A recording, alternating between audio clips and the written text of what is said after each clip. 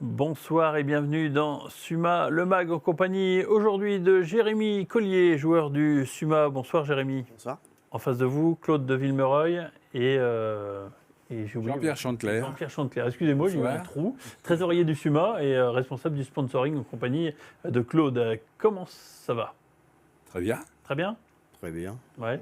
On prépare activement le Trophée des Champions, qui va se dérouler dans 2 semaines à Troyes, au stade Gaston-Arboin, l'occasion de faire une grande fête, mais aussi d'accueillir un maximum de spectateurs, on le sait, au stade avant la démolition programmée de la tribune, ça arrive petit à petit. Mais avant, on va parler du match de ce week-end, Jérémy, contre Valréas. Malheureusement, le titre n'est pas au bout, mais il y a quand même une victoire et l'occasion un petit peu de terminer la saison sur une note positive.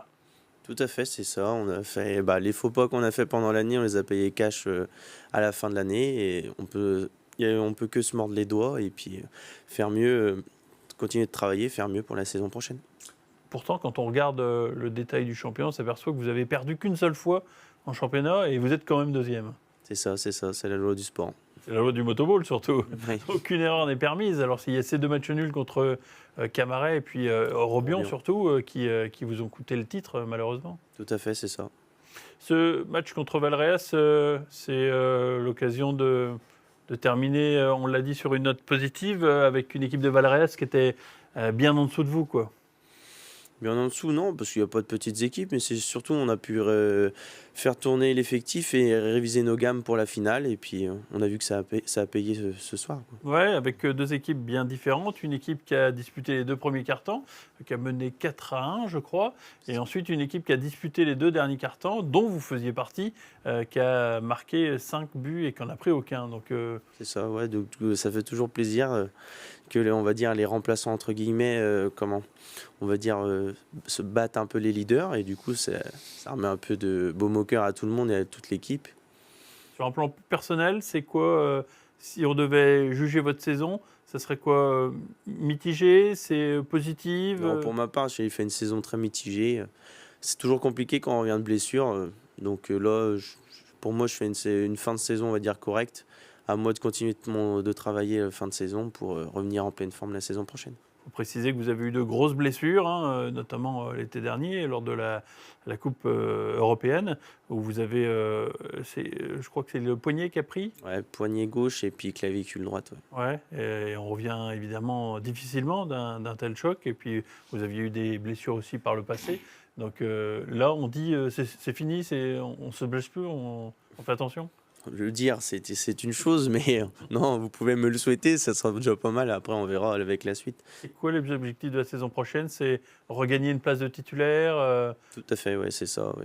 Essayer de retrouver ma place que j'avais avant et puis le niveau que j'avais aussi. Ça veut dire travailler cet été Enfin, cet hiver, pardon, je suis sur une saison de football. Non, une saison de motoball, ça se prépare l'hiver. Donc ça veut dire, oui, justement, bien préparer les saisons, faire beaucoup de sport, de musculation. C'est ça, puis continuer de travailler en parallèle avec les kinés, les ostéos et tout, pour continuer d'être en pleine forme pour le début de saison. Ah, parce que vous êtes encore jeune quand même. Tout à fait, 25 ans. 25 ans, c'est très jeune. En face de vous, on l'a dit, Claude de Villereuil, qui est responsable du sponsoring avec Jean-Pierre Chantecler.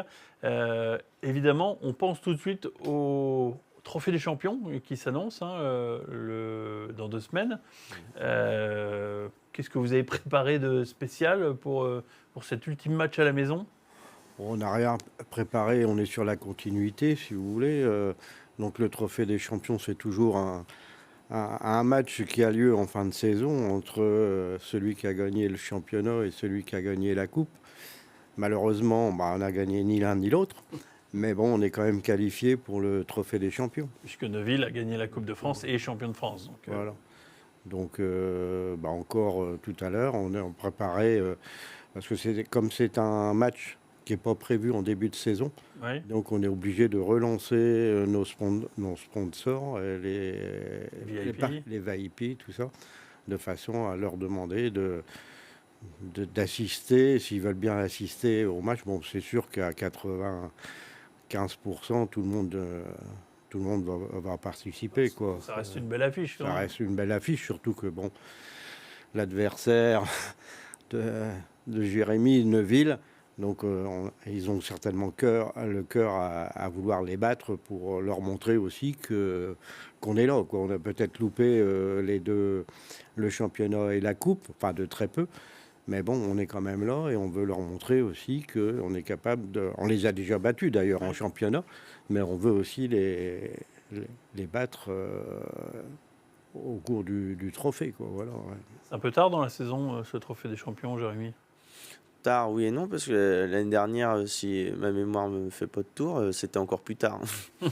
En novembre. Ouais, c'est ça. Donc au final, on va dire, pour une fois, elle se termine tôt, quoi. Ouais, comme s'il fait froid comme samedi soir, ça va Ouais, être c'est ça, ouais. compliqué. Ouais, mais il me souvient, dans le passé, on avait joué sous la neige, alors. D'accord, effectivement.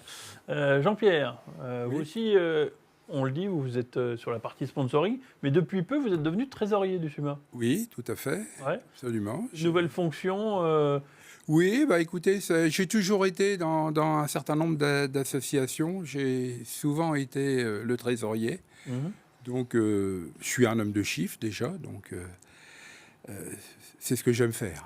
Voilà, les chiffres. Ouais. Et puis, j'ai une formation comptable à l'origine. Ça aide. J'avais commencé comme comptable et ça aide. Et puis, bah, c'est un métier que j'ai toujours beaucoup aimé. Donc, Et quel rapport avec le motoball alors? le rapport avec le motoball, il n'y en a aucun, absolument. Mais c'est quand Michel Dufaux a su que j'avais cédé mon entreprise et que j'arrêtais une activité professionnelle, il m'a dit, bah, tu sais pas, tu pourrais peut-être venir nous aider au SUMA. Et c'est vrai que quand j'étais tout jeune, tout petit, mon père m'emmenait déjà au motoball, donc Oui. je suis un fidèle supporter depuis 60 ans. À peu près, oui, peut-être même plus. Et puis, donc, ça me faisait plaisir, mais je lui dis oui, mais ce que je veux, c'est continuer de pouvoir voir les matchs. Ouais. Donc, bien évidemment, ça retirait la possibilité de faire le bénévole à l'occasion des matchs, et Dieu sait si on peut leur rendre hommage. Eux, ils ne regardent pas les matchs, ils n'ont pas le temps de les voir.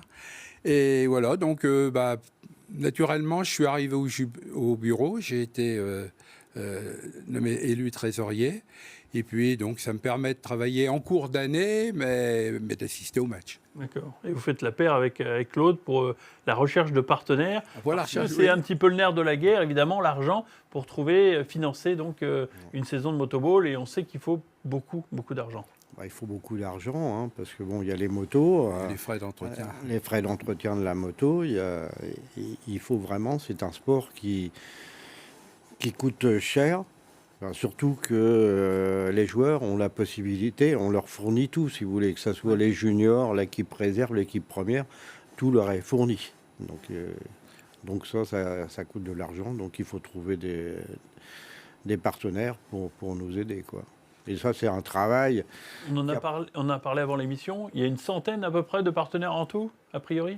Ouais, je pense qu'on est au-delà. Au-delà, oui. Au-delà, on doit arriver à 150. 150, ouais. Ouais, d'accord. Comme on a dit avant la mise en route, disons que nous avons des partenaires à 100 ou 200 euros, et puis il y en a bien sûr qui sont beaucoup plus conséquents, quoi, si vous voulez. Mais bon, on accepte bien sûr tout le monde, et on remercie aussi tout le monde.